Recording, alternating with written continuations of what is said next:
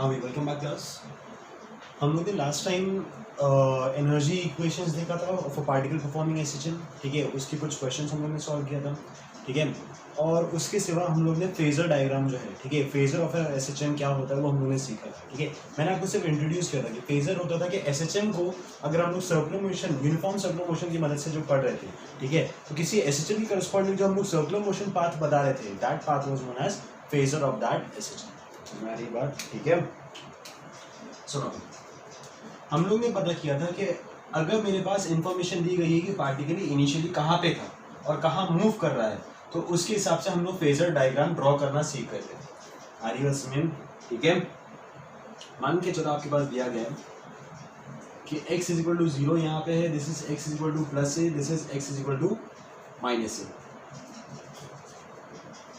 आरियस सुने, particle perform कर रहा है एसएचएन इस पोजीशन पे, ठीक है। और आपको बोला गया है कि at t is equal to 0, t is equal to 0 पे पार्टिकल था मेरे पास, मान के चलो माइनस ए बाई रूट 2 पे, and moving towards negative direction, moving towards negative direction, ठीक है। तो हम लोग को फेजर कैसे बनाना था पहले वो सीखते हैं, ठीक है। वापस से थोड़ा सा रिकैप करते हैं। आपको मैंने कुछ क्वेश्चंस दिया था, ठीक है। उसके आंसर्स जो है वो क्वेश्चन के आंसर्स आप मुझे व्हाट्सएप करिए, मैं वहाँ पे आपको बताऊंगा आंसर सही है अगर, ठीक है ना। हाँ, t इज इक्वल टू 0 पे दिया है कि पार्टिकल है मेरे पास माइनस ए बाई रूट 2 पे। सबसे पहले हम लोग को इसका करस्पॉन्डिंग, ये जो पार्टिकल परफॉर्म करे एसएचएन, इसका करस्पॉन्डिंग हम लोग सर्कुलर पाथ जो है, सर्कुलर मोशन कैसा दिखाई देगा वो एक बार ड्रॉ कर लेते हैं, ठीक है। एक काम करता हूँ फॉर बेटर अंडरस्टैंडिंग में इसको थोड़ा सा नीचे ड्रॉ करता हूँ। This is x is equal to 0, x is equal to plus a, x is equal to minus a, ठीक है। तो फेजर ड्रॉ करने का कंडीशंस मतलब कुछ पॉइंट्स कहते हैं कि सबसे पहले जहाँ पे मेरे पास मेन पोजीशन है वहाँ पे सेंटर ऑफ फेजर लाई करना चाहिए, सेंटर ऑफ सर्कुलर पाथ लाई करना चाहिए, ठीक है। और जो रेडियस ऑफ सर्कुलर पाथ है that should be equal to amplitude of SHM, that should be equal to amplitude of SHM, ठीक है।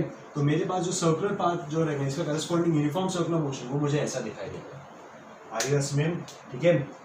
अब पार्टिकल जिस एंगुलर फ्रीक्वेंसी ओमेगा से जा रहा होगा, ठीक है, पार्टिकल जिस एंगुलर फ्रीक्वेंसी ओमेगा से जा रहा होगा that should be the angular velocity of this circular motion वाला पार्टिकल, ठीक है ना। हाँ, उसके बाद आपको क्या कंडीशन दी गई कि t इज इक्वल टू 0 पे पार्टिकल कहाँ पे था, माइनस ए बाई रूट 2 पे। ये है मान के चलो x is equal to minus a by root 2, मतलब t इज इक्वल टू 0 पे पार्टिकल यहाँ पे लाई करना चाहिए, ठीक है। तो अगर t इज इक्वल टू 0 पे पार्टिकल इस लाइन पे लाई करना चाहिए तो वो यहाँ पे भी लाई कर सकता है या फिर यहाँ पे भी लाई कर सकता है, ठीक है। मान के चलो इसको मैं बोल रहा हूँ 0.1, इसको बोल रहा हूँ मैं 0.2। तो 0.1 या 0.2 में से कौन सा पॉइंट, उसके लिए हमको पता चलेगा वेलोसिटी के थ्रू, ठीक है। अब मुझे बोला गया कि वेलोसिटी मेरे पास t इज इक्वल टू 0 पे नेगेटिव होना चाहिए। अगर मैं टॉप मोस्ट पॉइंट की बात करूं तो मेरे पास ओमेगा जो है इस डायरेक्शन पे, मतलब उसका जो करस्पॉन्डिंग एसएचएन करता हुआ पार्टिकल जो शैडो जो रहेगा वो इस डायरेक्शन पे जा रहा होगा, पॉजिटिव डायरेक्शन। आरियस में अगर मेरे पास फेजर वाला पार्टिकल ओमेगा इस डायरेक्शन में जा रहा है, क्लॉकवाइज हम लोगों ने देखा था, ठीक है। तो जो एसएचएन करता हुआ पार्टिकल जो रहेगा मेरे पास इस डायरेक्शन पे जा रहा है, पॉजिटिव डायरेक्शन। हम लोग यही देखा था कि जो पार्टिकल सर्कुलर पाथ पे जा रहा है उसका शैडो जो रहेगा वो एसएचएन परफॉर्म कर रहा होगा। आरियस में तो अगर पार्टिकल वहां पे जा रहा है तो उसका शैडो पॉजिटिव डायरेक्शन में जा रहा होगा। अगर मैं 0.1 की बात करूं तो शैडो अगर इस डायरेक्शन में जा रहा है तो सॉरी पार्टिकल अगर इस डायरेक्शन में जा रहा है तो उसका शैडो नेगेटिव डायरेक्शन में जा रहा होगा। आरियस में, ठीक है। तो x naught is equal to minus a by root 2 पे लाई करना चाहिए था, और कहाँ पे जाना चाहिए, पॉजिटिव या नेगेटिव, नेगेटिव। तो मतलब जो मेरे पास जो रिक्वायर्ड पॉइंट है दैट इज 0.1। आरियस में, ठीक है। तो एसएचएन करता हुआ जो पार्टिकल है,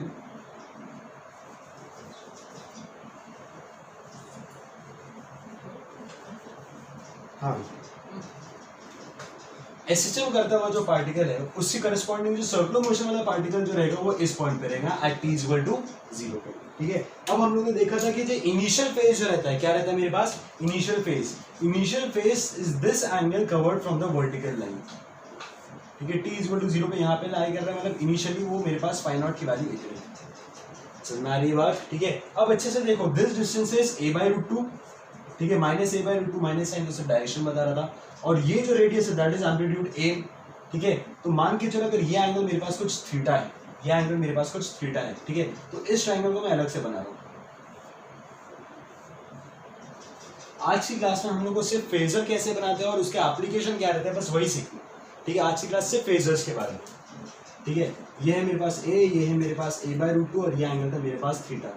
आरियस में, तो a by root 2 upon a opposite upon hypotenuse is equal to होता है मेरे पास साइन थीटा, ठीक है। तो 1 by root 2 is equal to हो गया मेरे पास साइन थीटा, तो थीटा की वैल्यू आ गई मेरे पास 45 डिग्री।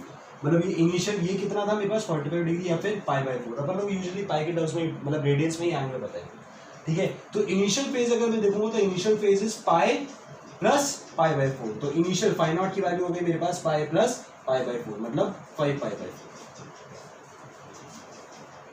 समझ में आ रही है बात, ठीक है। मुझे पता है एसएचएम करते हुए पार्टिकल की इक्वेशन होती है x = a sin omega t plus phi naught. आपको एम्पलीट्यूड कितना है वो दिया गया है, ओमेगा दिया गया है, आपको सिर्फ पता करना था फाई नॉट कितना है। तो फाई नॉट की वैल्यू मेरे पास क्या आ रही है 5π/4, मतलब this is the equation of SHM. RS में this is the equation of SHM and this is the corresponding phasor. RS में पार्टिकल किस डायरेक्शन में जा रहा है, नेगेटिव डायरेक्शन में। जब वो नेगेटिव घूम के वापस आया होगा तो वो पार्टिकल घूम के यहाँ पे आया होगा, हमारी बात उसके करस्पॉन्डिंग फेजर वाला पार्टिकल यहाँ पे आया होगा, ठीक है। चलो थोड़ी सी और प्रैक्टिस करते हैं हम लोग फेजर बनाने की, कैसे हम लोग फेजर ट्रेस करते हैं, फिर उसके बाद नेक्स्ट टॉपिक पे जाते हैं, एप्लीकेशन ऑफ फेजर्स।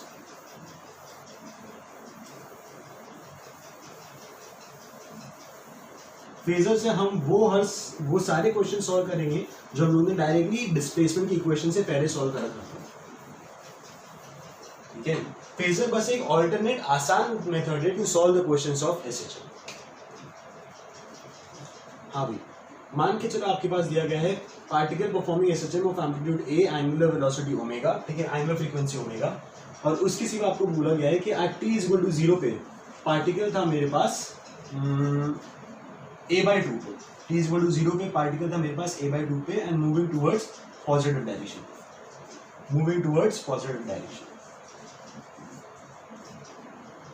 ठीक है।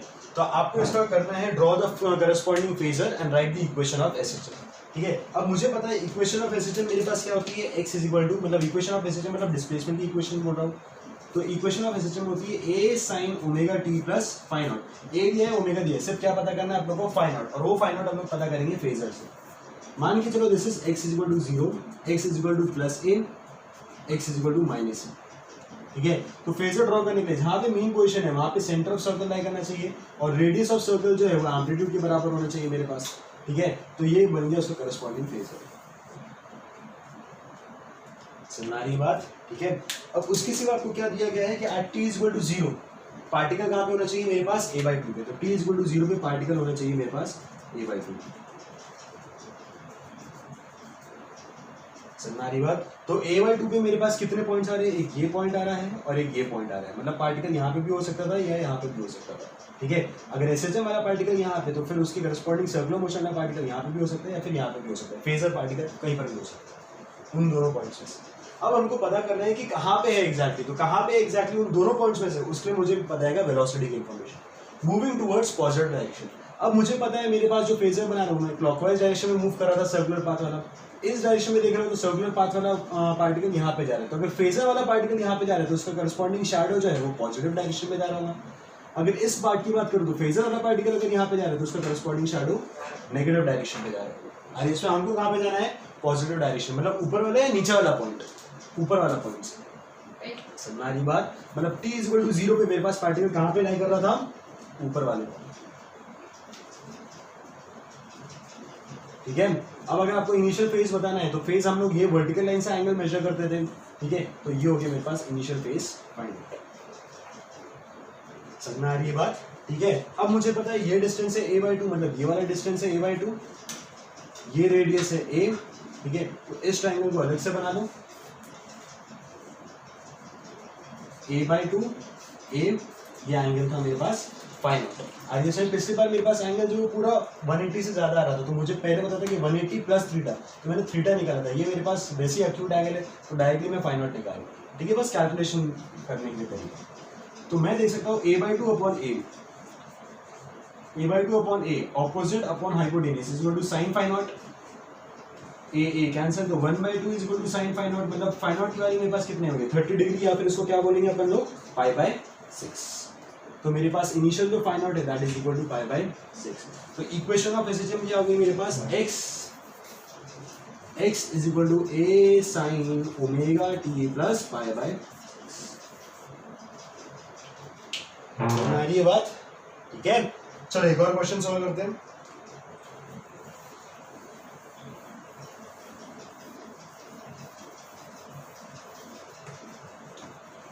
पहले खुद से ट्राई करिए, अगर नहीं आ रहा है तो एक बार सोल्यूशन देखिए और देखिए मैं कर क्या रहा हूँ, ठीक है।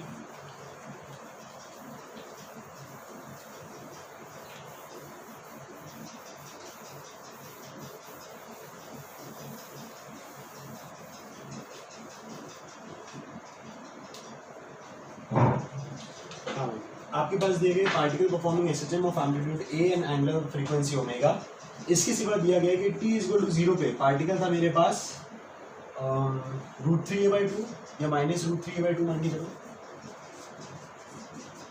And moving towards positive direction, moving towards positive direction. समझ में आ रही बात, ठीक है। हाँ, अब देखिए, अब मेरे पास क्या दिया गया है, amplitude a, angular frequency omega, ठीक है। तो सबसे पहले मैं फेजर ड्रॉ कर लेता हूँ कि x इक्वल टू 0 यहाँ पे है, this is x equal to plus a, this is x equal to minus a, ठीक है। तो जहाँ पे मीन पोजीशन है वहाँ पे सेंटर ऑफ फेजर लाई करना चाहिए और रेडियस ऑफ फेजर जो है वो इक्वल टू एम्पलीट्यूड होना चाहिए। तो ये हो गया मेरे पास कॉरेस्पॉन्डिंग फेजर, ठीक है।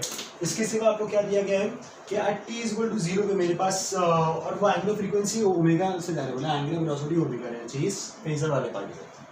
उसके सिवा दिया गया t इक्वल टू 0 पे पार्टिकल होना चाहिए -√3a/2, ठीक है। तो मान के चलो यहाँ पे है -√3a/2, x0 equal to -√3a/2, मतलब पार्टिकल दो पोजीशन पे हो सकता है, या तो यहाँ पे या फिर यहाँ पे, ठीक है।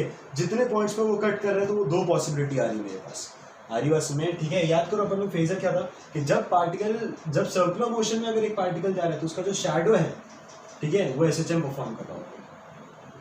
समझ में आ रही है बात। तो अगर मेरे पास यहाँ पे तो भी शैडो यहाँ पे रहेगा, अगर यहाँ पे तो भी शैडो यहाँ पे रहेगा।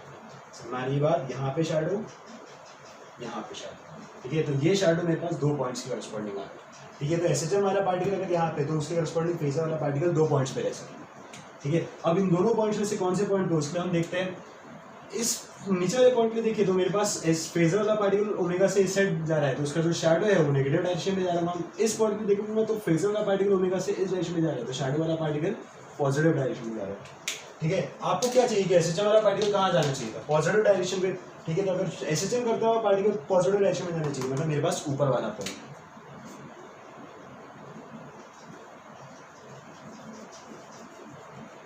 समझ में आ रही है बात, ठीक है। मतलब ये हो गया मेरे पास initial position, this is my initial position on phasor, ठीक है। तो मुझे जो एंगल, जो इनिशियल जो फाई नॉट की वैल्यू जो रहती है वो इस वर्टिकल लाइन से मेरे पास एंगल रहता है, so this is phi naught. समझ में आ रही बात। अब फाई नॉट अगर आपको मेजर करना है बहुत आसान है सर, देखो मुझे पता है दिस इज 90 90 90, तो 90 90 90 जो हो गया मेरे पास 270, और मेरे पास और एंगल आ गया मान के चलो थीटा, ठीक है। अब ये थीटा मेजर करना है, मान के चलो ये जो डिस्टेंस है this length, this is equal to √3a/2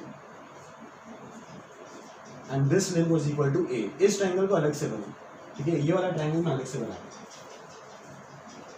theta a √3a/2। समझ में आ रही बात। तो √3a/2 upon a is equal to adjacent upon hypotenuse, this is cos theta, ठीक है। तो √3/2 is equal to cos theta. तो थीटा की वैल्यू मेरे पास कितनी आ गई, π/6। समझ में आ रही बात, 30 डिग्री, ठीक है। तो मेरे पास टोटल एंगल कितना हो गया 270 प्लस 30 मतलब 300 डिग्री, ठीक है। 270 मतलब 3π/2 प्लस π/6, तो ये हो गया मेरे पास टोटल कितना 3 9 9 1 10 10, तो 10π/6 या फिर 5π/, समय 5π/3 होगी मेरे पास। समझ आ रही बात। तो इनिशियल फाई नॉट की वैल्यू मेरे पास कितनी होगी, फाई नॉट मतलब ये टोटल पूरा एंगल, तो फाई नॉट की वैल्यू हो गई मेरे पास 5π/3। समझ आ रही बात। तो मेरे पास इक्वेशन ऑफ एसएचएम क्या होगी, x is equal to a sin ω t plus 5π/3। समझ में आ रही बात। इक्वेशन ऑफ एसएचएम लिखना इंपॉर्टेंट है। समझ में आ रही बात। अगर आप उसका डिस्प्लेसमेंट ही इक्वेशन नहीं लिख पा रहे तो उसके आगे की कैलकुलेशंस कैसे करोगे, पहले फर्स्ट स्टेप तो यही रहेगा मेरे पास, ठीक है। तो फेजर समझना काफी इंपॉर्टेंट है। समझ में आ रही बात। होपफुली आप लोगों को फेजर अच्छे से समझ में आ गया कि मतलब फेजर होता क्या है और वो क्यों अपने को आसान पढ़ने वाला है, वो मैं आपको एप्लीकेशन में समझाऊंगा, ठीक है। फेजर होता क्या, उसको बनाते कैसे, होपफुली वो समझ में आ गया। अब देखिए नेक्स्ट लिखना है एप्लीकेशन ऑफ फेजर। नेक्स्ट लिखिए एप्लीकेशन ऑफ फेजर।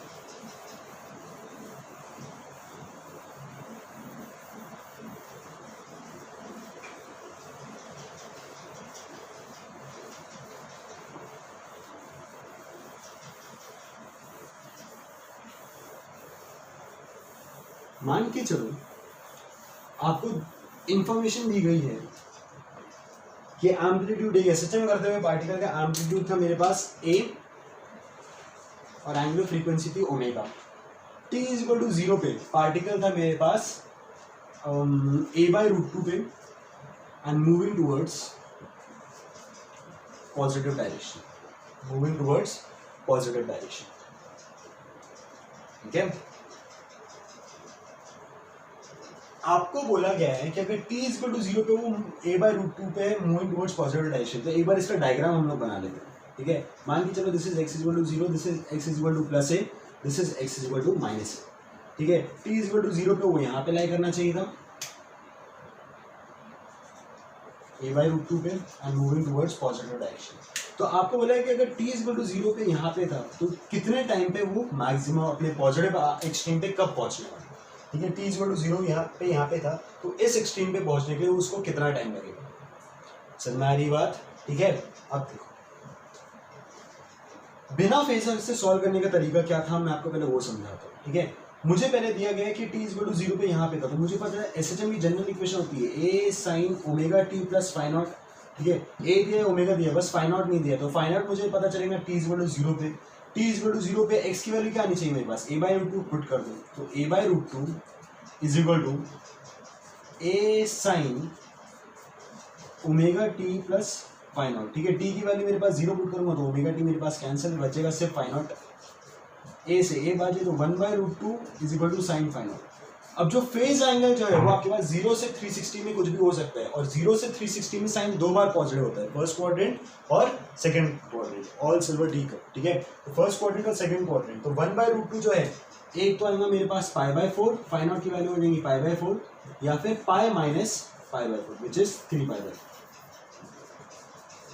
हमारी बात, तो इनिशियल फेज की वैल्यू आ गई मेरे पास π/4 या फिर 3π/4, ठीक है। अब सब दो पॉसिबिलिटी आ रही है, दोनों पॉसिबिलिटी में से कौन सा सही है वो हमको पता चलेगा वेलोसिटी से, ठीक है।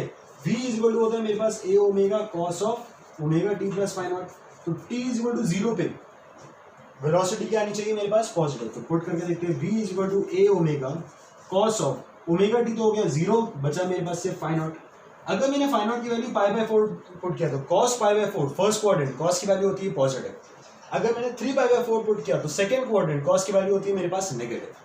हमारी बात मतलब इसके लिए मेरे पास वेलोसिटी पॉजिटिव आ रही है, इसके लिए मेरे पास वेलोसिटी नेगेटिव आ रही है, तो कहाँ पे जाना था आपको, पॉजिटिव डायरेक्शन में, मतलब मेरे पास कौन सी वैल्यू सही है π/4, तो initial phase is equal to होगा मेरे पास π/4। समझ में आ गई ये बात, ठीक है। एक बार आपको इक्वेशन मिल गया, अभी भी क्वेश्चन सॉल्व नहीं हुआ, मेरे पास जनरल इक्वेशन ये आपको पूछा गया है कि कितने टाइम पे वो प्लस ए पे आने वाला है, ठीक है। तो मान के चलो कुछ t0 टाइम पे आने वाला है, कितने टाइम के बाद t0 टाइम, मतलब जब मैं t की वैल्यू t0 पुट करूंगा तो x की वैल्यू क्या आनी चाहिए मेरे पास a, देखो a is equal to a sine omega t0 plus this is π/4, ठीक है। a से a बाजे तो 1 is equal to sine omega t0 plus π/4 आएगा समय, ठीक है। तो साइन थीटा 1 जो है इसमें साइन थीटा जो मेरे पास 1 जो होता है वो होता है साइन π/2, ठीक है। 0 से 360 के बीच में मेरे पास होता है साइन π/2 इसमें, तो ये मेरे पास 1 जो होगा वो होगा साइन ऑफ π/2 पे, मतलब ये जो अंदर वाला एंगल है that should be equal to π/2, तो omega t0 plus π/4 should be equal to π/2, तो omega t0 was equal to π/4, समझ में आ रही है। और ओमेगा को मैं लिख सकता हूँ 2π/T, ओमेगा को मैं लिख सकता हूँ 2π/T, पाई कैंसिल, तो t/8 is equal to t0। तो कितने टाइम के बाद वो यहाँ पे प्लस ए पे पहुंचने वाला था, t/8 टाइम। समझ में आ रही है बात, ठीक है। हाँ ये तो हो गया बिना फेजर के सॉल्व करने का तरीका, आ रही है इसमें। अब देखते हैं फेजर के साथ सॉल्व करने पे थोड़ी सी आसानी पड़ती है या फिर क्या होती है, ठीक है, देखते हैं चलो।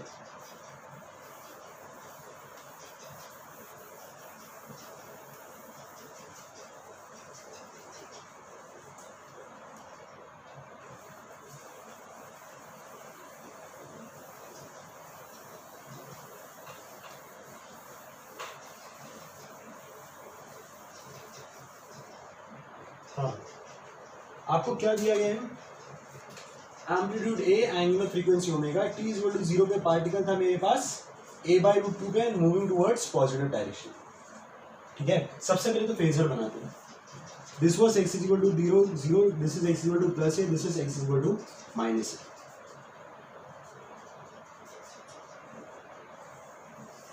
So this is the phasor.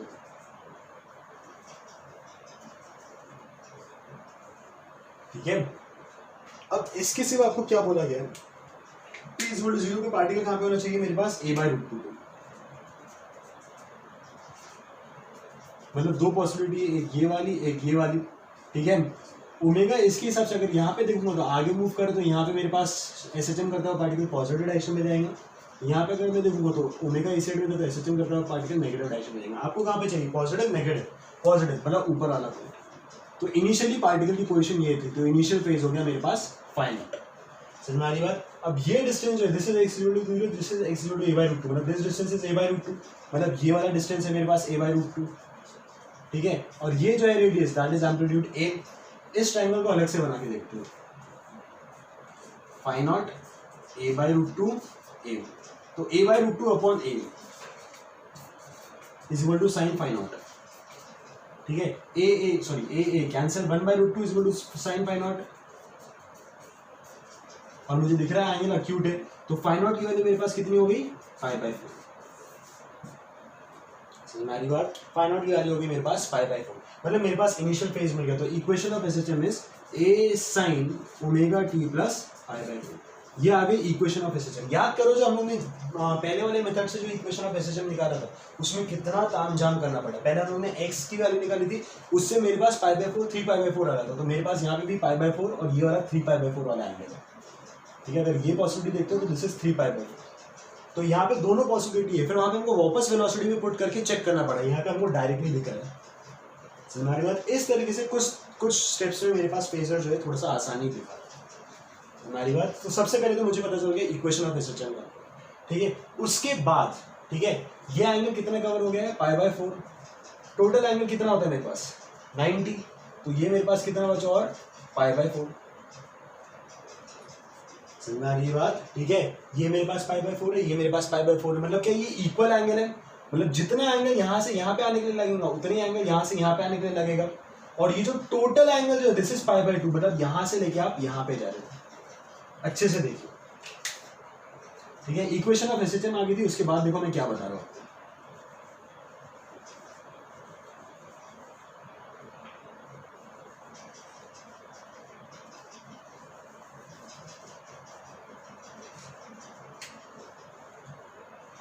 हाँ, this was initial phase.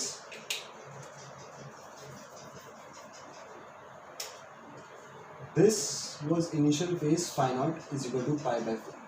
और कितना एंगल कर करना है, π/4. मतलब अगर मेरे पास इक्वल एंगल है और मैं जब सर्कुलर मोशन की बात कर रहा हूँ, क्या यहाँ पे मेरे पास पार्टिकल कांस्टेंट वेलोसिटी से जा रहा है क्या? अगर कांस्टेंट वेलोसिटी से नहीं जा रहा है, ठीक है, ऑब्वियस सी बात है, एसएचएम करते हुए पार्टिकल अपनी वेलोसिटी वेरिएबल रख रहा है. ठीक है. As a function of time change हो रही है. तो अगर मेरे पास वेलोसिटी कांस्टेंट नहीं है तो मैं ये बोल सकता हूँ कि इस डिस्टेंस में जितना ट्रैवल किया और इसमें जितना डिस्टेंस ट्रैवल किया तो टाइम का रेशियो डिस्टेंस के रेशियो के बराबर रहेगा. नहीं, वो कांस्टेंट वेलोसिटी में होती थी. आज इसमें अगर मान के चलो मैं 20 मीटर पर सेकंड में जा रहा हूँ तो 1 सेकंड और 2 सेकंड में मैं कितना चलूंगा, 20 और 40 1:2 का रेशियो. अरे इसमें मतलब जो टाइम का रेशियो वही डिस्टेंस का रेशियो आएगा तब जब मेरे पास वेलोसिटी कांस्टेंट. लेकिन क्या एसएचएम करते हुए पार्टिकल की वेलोसिटी कांस्टेंट है क्या? नहीं. लेकिन उसके करस्पॉन्डिंग जो फेजर करता हुआ पार्टिकल है उसकी वेलोसिटी कांस्टेंट है. यूनिफॉर्म सर्कुलर मोशन आरएस में. तो एसएचएम करते हुए पार्टिकल का हम लोग रेशियो से टाइम नहीं बता सकते, लेकिन यूनिफॉर्म सर्कुलर मोशन करते हुए पार्टिकल के रेशियो से कि कितना डिस्टेंस चल रहा है या कितना एंगल चल रहा है उसके रेशियो से हम लोग टाइम का रेशियो भी बता सकते हैं क्योंकि वेलोसिटी कांस्टेंट है. नहीं समझा सर? जब मेरे पास स्पीड कांस्टेंट होगी तो speed is equal to distance upon time रहता है. ठीक है. तो पहले टाइम t1 में मान लीजिए चलो डिस्टेंस d1 चला है, दूसरे टाइम t2 में डिस्टेंस मेरे पास चला हुआ t2 लेकिन स्पीड तो वही है. ठीक है. तो d1 upon d2 is equal to t1 upon t2. तो t1 अपॉन t2 टाइम का रेशियो डिस्टेंस का रेशियो तभी से मिलेगा जब मेरे पास स्पीड रहेगी कांस्टेंट. क्या एसएचएम करते हुए पार्टिकल की स्पीड कांस्टेंट? ठीक है, नहीं. इस वजह से हम लोग डिस्टेंस के रेशियो से टाइम का रेशियो नहीं बता पा रहे. लेकिन यूनिफॉर्म सर्कुलर मोशन करते हुए पार्टिकल की स्पीड कांस्टेंट है तो इसके टाइम से डिस्टेंस के रेशियो से हम लोग टाइम का रेशियो बता सकते हैं एंड वाइस वर्सा. समझ आ रही बात. ये एक और प्लस पॉइंट है फेजर का कि एसएचएम में मेरे पास जो वेलोसिटी वो वेरिएबल दिखाई दे रही है लेकिन उसका करस्पॉन्डिंग जो फेजर है उसकी वेलोसिटी मेरे पास कांस्टेंट है. और कांस्टेंट वेलोसिटी सॉल्व करना बहुत आसान होता है as compare to variable velocity, ठीक है। बिगेस्ट फैक्टर जहाँ पे मेरे पास फेजर जो है प्लस पॉइंट में आता है, समझ आ रही है बात, ठीक है। तो मुझे पता है ये एंगल π/4 है, ये एंगल π/4 है, तो अगर एंगल सेम है तो मतलब टाइम भी इक्वल लगाऊंगा, मान के चलो यहाँ पे टाइम t तो यहाँ पे भी टाइम t। अब टोटल टाइम जो है यहाँ से यहाँ पे आने के लिए दिस इज दिस टाइम, यहाँ से यहाँ पे आने के लिए मुझे पता है ये टाइम होता है t/4। कल ही हमने देखा था t/4 t/4 t/4 t/4, एक ऑसिलेशन में टोटल t, तो 4 इक्वल हिस्सों में बट रहा है, तो that is equal to t/4। समझ आ रही बात। तो ये टोटल टाइम t/4 है, कितने हिस्सों में बट गया, 2 हिस्सों में, तो एक हिस्से में कितना हो जाएगा मेरे पास, उसका हाफ t/8। समझ आ रही बात। कुछ स्टेप्स में मेरे पास डायरेक्टली आंसर आ गया यूजिंग फेजर, और वहीं पे हम लोग को इक्वेशंस यूज करके जब करना था तो उसमें इतने सारे मेरे पास स्टेप्स थे। समझ में आ रही है बात, ठीक है। डाउट, चलो अच्छे से इसको समझिए, ठीक है। अब ऐसे हम लोग क्वेश्चंस पहले एप्लीकेशन में देखेंगे।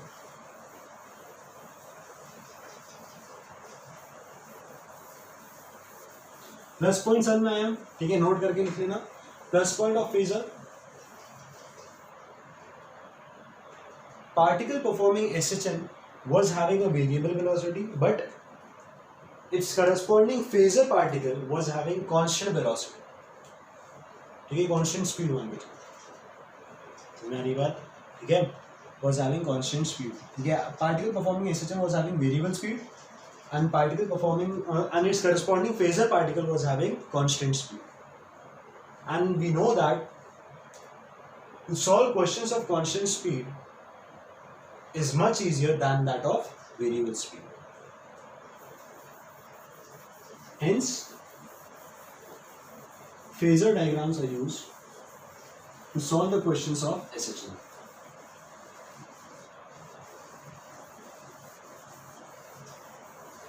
सर्कुलर मोशन में पार्टिकल कहाँ है, उसके हिसाब से उसके शैडो को तो ट्रेस कर ही सकते हो, ठीक है। नेक्स्ट क्वेश्चन देखिएगा।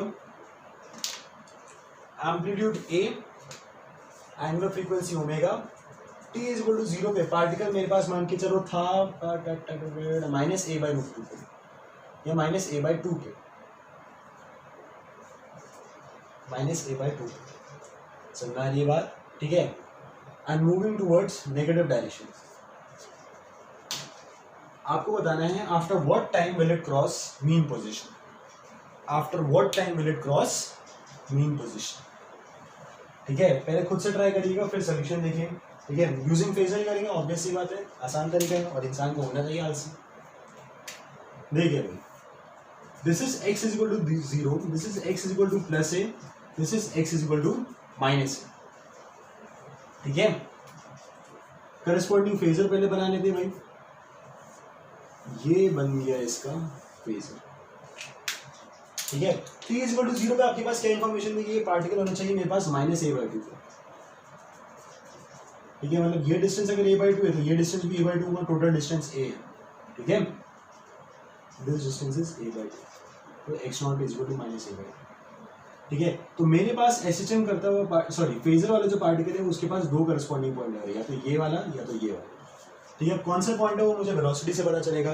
t इज इक्वल टू 0 पे नेगेटिव डायरेक्शन में मूव करना चाहिए, ठीक है। अब अगर क्लॉकवाइज जा रहा हो तो यहाँ पे मेरे पास ओमेगा इस डायरेक्शन में तो वेलोसिटी नेगेटिव, यहाँ पे ओमेगा इस डायरेक्शन पे तो वेलोसिटी पॉजिटिव। कौन सा, ऊपर वाला नीचे वाला, नीचे वाला, समझना रही बात। मतलब t इज इक्वल टू 0 पे वो नीचे वाले पोजीशन पे था उसका फेजर पार्टिकल, ठीक है।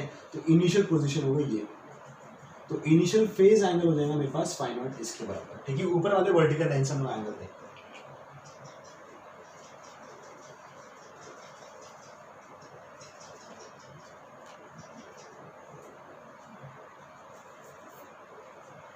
हाँ भाई। तो अगर मैं φ0 की वैल्यू अगर देखता हूँ, ठीक है, तो मुझे पता है दिस एंगल इज पाई, बचा ये एंगल मान के चलो इसको मैं थीटा बोल रहा हूँ। ये लेंथ कितनी थी मेरे पास a/2, ये लेंथ कितनी थी मेरे पास a। इस ट्रायंगल को अलग से बना के देख लेते हैं, ठीक है। This is theta a/2 a, तो a/2 upon a is equal to opposite upon adjust sorry hypotenuse is equal to sine theta, तो a बाजे 1/2 is equal to sine theta, तो theta is equal to 30 degree, या फिर इसको क्या लिख सकते हैं अपन लोग π/6। तो ये एंगल हो गया π/6, ये हो गया मेरे पास पाई, तो पाई प्लस π/6, तो इनिशियल φ0 कितना हो गया मेरे पास 5π/6, तो इक्वेशन ऑफ एसएचएम हो गई ए साइन ओमेगा टी प्लस 5 पाई/6। आपको पूछा गया है, ठीक है, कि टी सॉरी कितने टाइम पे वो मेन पोजीशन को क्रॉस करने वाला है।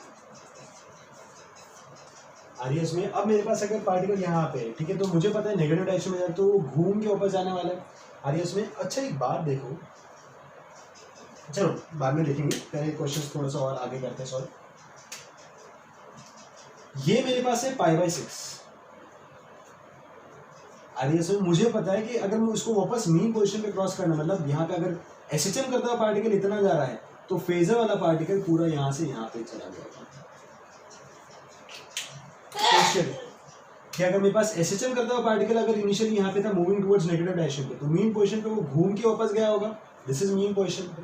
तो अगर एसएचएम वाला पार्टिकल घूम के वापस गया होगा तो फेजर वाला पार्टिकल भी पूरा घूम के यहाँ पे आया होगा, तब वो आया होगा मेन पोजीशन। समझ में आ रही बात? मतलब आपके पास इनडायरेक्टली क्या पूछा गया है कि कितने टाइम के बाद एसएचएम करता हुआ पार्टिकल वापस मेन पोजीशन पूछ रहा है। मतलब इनडायरेक्टली क्या पूछ रहा है कि कितने टाइम के बाद फेजर वाला पार्टिकल यहाँ पे पहुंचेगा। समझ में आ रही है बात? ठीक है। अब मेरे पास ये एंगल अगर मैं देखता हूँ, ठीक है, ये था मेरे पास π/6, टोटल होता है 90, मतलब ये अगर 30 था तो ये हो गया मेरे पास 60, दिस इज 60, दिस इज 90, तो 90 मतलब π/2 प्लस 60 मतलब π/3, so this is equal to, यहाँ पे आ गया 6, तो ये हो गया मेरे पास 5 π/6। तो उसको कितना एंगल कवर करना बच रहा है अभी, और 5 π/6 एंगल कवर करना बच रहा है। कितना एंगल? 5 π/6। आपको पता करना था कि 5 π/6 कवर करने के लिए कितना टाइम लगने वाला है। समझ आ रही बात? ठीक है, सिंपल है। मुझे पता है कि 2π एंगल कवर करने के लिए, पूरा एंगल कवर करने के लिए कितना टाइम लग रहा था? t time.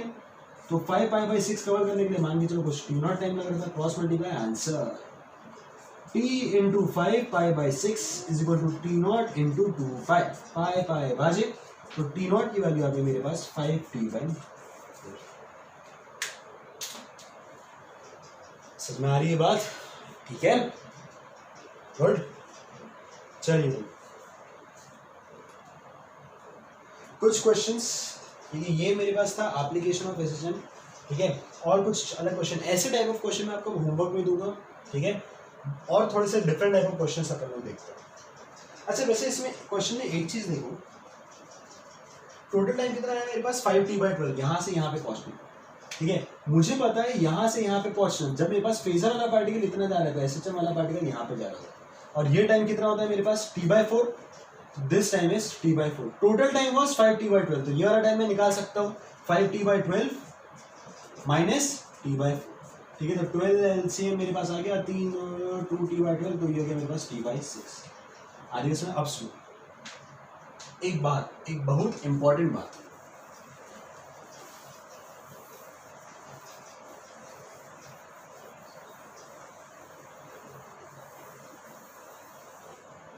हाँ वो डायग्राम को मैं थोड़ा यहाँ पे वापस बना रहा हूँ।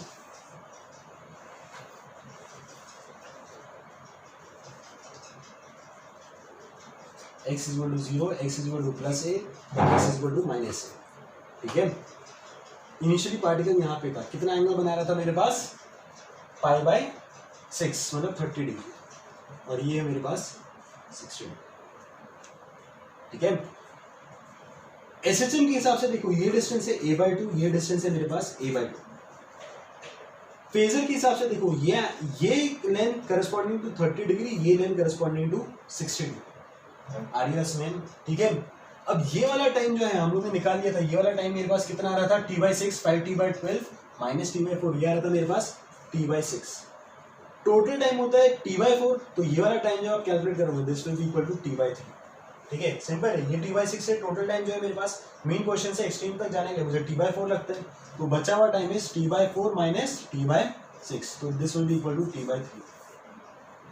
आरियस में, ठीक है। सिंपल एलसीएम मेरे पास 12 है, तो यहाँ पे 3 से मल्टीप्लाई करना है, यहाँ पे 2 से मल्टीप्लाई करना है, ठीक है। Sorry, t/12, t/12।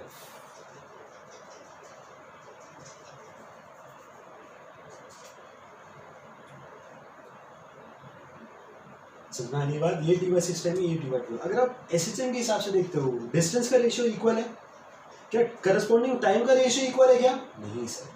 आरियस में डिस्टेंस का रेशियो एसएचएम में इक्वल है, लेकिन क्या टाइम का रेशियो इक्वल है क्या? नहीं। क्यों? क्योंकि सर एसएचएम में स्पीड कांस्टेंट नहीं है, इस वजह से डिस्टेंस का ratio is not equal to time का रेशियो। तो मेरी बात यहाँ से प्रूव हो रहा है, ठीक है। कि डिस्टेंस का ratio in SHM is not equal to time का रेशियो इन एसएचएम। आरियस में क्यों? क्योंकि स्पीड इज वेरिएबल।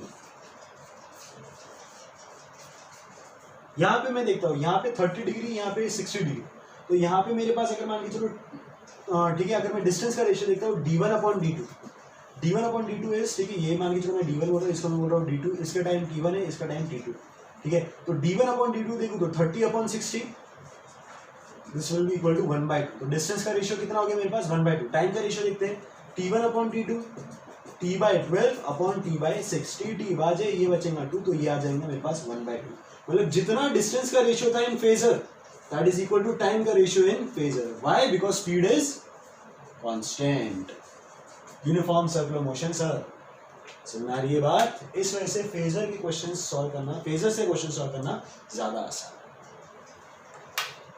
ठीक है। चलो बोलो, कुछ क्वेश्चंस और सॉल्व करते हैं, ठीक है। एसएचएम वाले इसमें मैंने आपको इतने क्वेश्चंस क्यों सॉल्व करा रहा हूँ अभी, ठीक है, क्योंकि इसमें जो है एसएचएम जो है वो इसके डायरेक्ट क्वेश्चंस नहीं आएंगे, लेकिन ये एसएचएम का कॉन्सेप्ट बाकी चैप्टर्स में बहुत बार अप्लाई होता है, ठीक है। Find the time period of this oscillation, ठीक है। अपन लोगों ने पहले भी देखा था ग्रेविटेशन में, वो टनल वाले क्वेश्चन में क्या था टाइम पीरियड।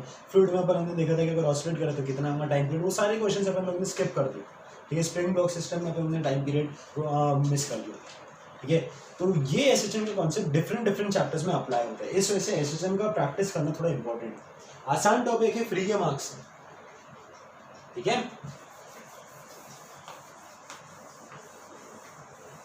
और आते ही आते यार एसएचएम या फिर उसके एप्लीकेशन में वेव्स जो है, जो नेक्स्ट चैप्टर जो रहेगा उसका एप्लीकेशन अगर आ ही जाए पेपर में।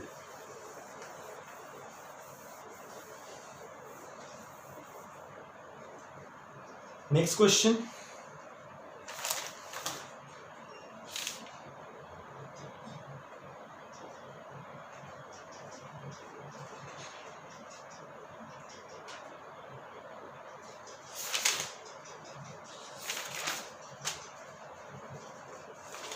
हाँ भाई ठीक है, थोड़ा एनर्जी क्वेश्चन भी कर लेते हैं।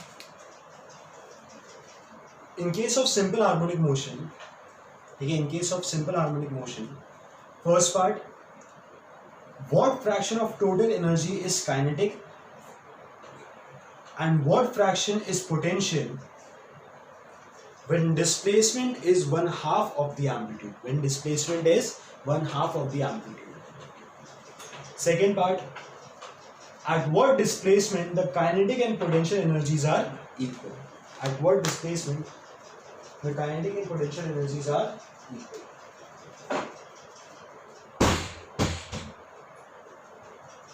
देखिए हमने देखा था, अब मेरे पास जो भी इंफॉर्मेशन दी गई क्वेश्चन में वो मेरे पास इन टर्म्स ऑफ डिस्प्लेसमेंट दी गई, मतलब एक्स के टर्म्स में दी गई है। मुझे kinetic energy as a function of time भी पता था, kinetic energy as a function of x भी पता था। मैं कौन सी इक्वेशन यूज करूंगा, टाइम या फिर एक्स? सिंपल सी सर, एक्स, क्योंकि मेरे पास क्वेश्चन में सारी इंफॉर्मेशन एक्स के टर्म्स में, तो मुझे सॉल्व भी एक्स के टर्म्स में करना पड़ेगा। Kinetic energy as a function of x मेरे पास क्या आया था, half k a square minus x square. Potential energy as a function of x क्या आया था मेरे पास, हाफ के एक्स स्क्वायर। हाँ भाई, फर्स्ट पार्ट देखिए क्या है आपके पास।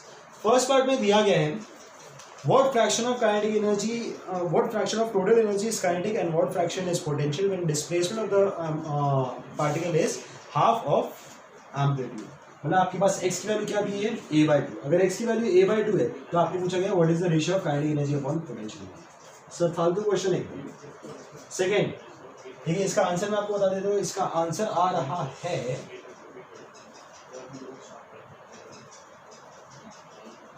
1/4।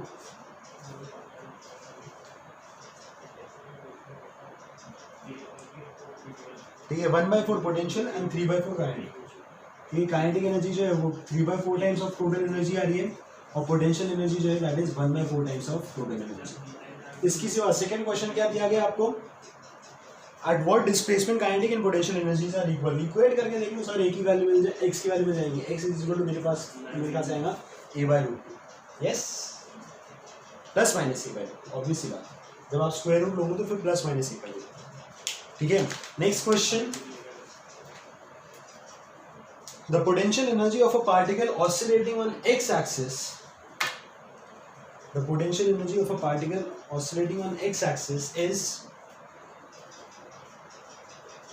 u is equal to 20 plus x minus 2 का whole square, full stop. Here u is in joules and x in meters.